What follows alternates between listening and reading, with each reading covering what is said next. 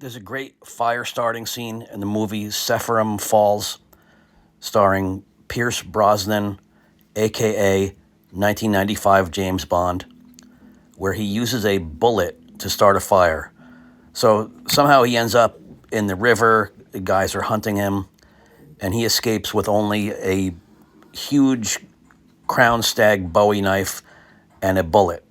He ignites the fire by striking the primer on the empty shell casing. I decided to try this out under controlled conditions with some modern cartridges and the typical EDC that I have in my pockets. Of course, I'm doing this with safety glasses on. In the movie, he was holding the brass cartridge case with his fingers, and I'm not about to do that, so I'm going to use this U-nail from a fence post. After a lot of tries, I got ignition once on the 9mm, but then I switched to a rifle cartridge because there's more powder and it holds better in the U-nail. See here, I got ignition, but it blew my tinder pile all over the place. And it did not ignite the loose smokeless powder or the birch bark and cedar bark tinder pile I have.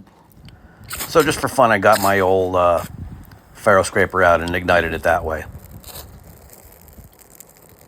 I can see that this concept is plausible. I certainly would not want to attempt it for the first time with hypothermia and numb fingers.